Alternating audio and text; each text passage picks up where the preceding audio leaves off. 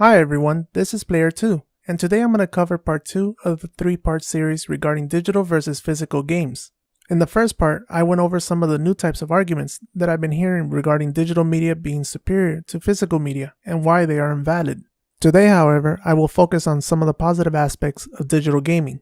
Of course, this is assuming that some of these positives are taken advantage of by the industry, which seems to be focused on greed and scumbag moves. Just like what EA has done as of late regarding the removal of its games from origin to people in other countries. More on that on the final part of the series. However, before we begin, I do want to say that these points are only pertaining to console gaming and not PC gaming. I will focus on a PC version of these videos for my fellow PC brethren later on, so watch out for that one. So with that said, let's begin. There are some points that I keep hearing gamers and YouTubers say that are the reasons why they consider digital games being far superior to physical games. The first one I hear is that digital games can be preloaded before the game comes out. While I sometimes disagree with this because it doesn't always happen and doesn't happen the way the developer promises, I do have to agree that when it does work, it is a great feature to have.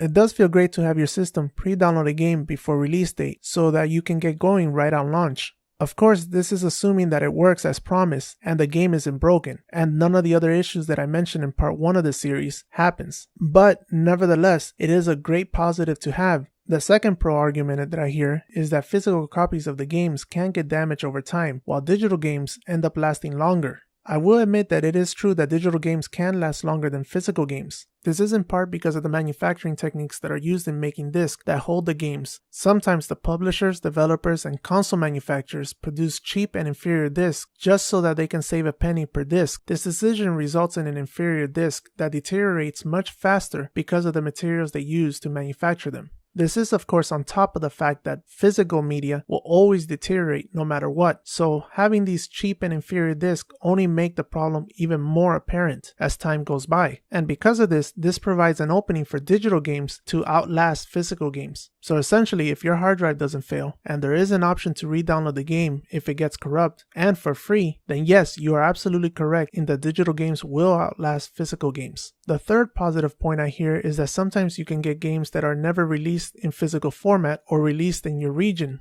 I will have to agree with this point. I say this because Player 1 is a huge Yakuza fan, and the only way he was able to play Yakuza 5 was through buying it digitally. This is a great point in that sometimes games are not released in the US, and the only way to get to play them is through digital distribution. Examples of this are JRPGs that are in Japan or other Japanese games that aren't localized. You can still get them digitally sometimes. I will also add that retro games can fit into this positive point. Sometimes I've been in the situation where I can't find a retro game or I can't afford the price that the retro game is selling for, and I end up finding it digitally. Mind you, sometimes there are sales that make these games even more enticing. So in that respect, this is a very good positive point. The fourth point I've heard is that if you have a small house or an apartment, then going digital is the only way to go since you don't have that much space. While I normally would say that you don't need a table or furniture just as long as you have space for your games, I will admit that this is a good point. Some gamers don't have that much living space, or they may live with roommates, so collecting and storing physical games is not an option. I had a friend that was in this very situation. His only workaround was by storing his games on a DVD folder that held about 200 discs, but by doing so he had to throw away all the game boxes. Nonetheless, he ended up downloading a lot of games instead because of the living limitations that he had. Everybody has a different living limitation. The final point I've heard is that sometimes digital versions can run better once they're installed on the hard drive. While I have not experienced much in regards to this to show that there is a significant advantage, I can agree to this point because there has been occasions that I have seen where games play a little bit better than their physical versions. One game that comes to mind is Deus Ex Human Revolution. Once I had the game digitally, it seemed to play a lot better than the physical counterpart, at least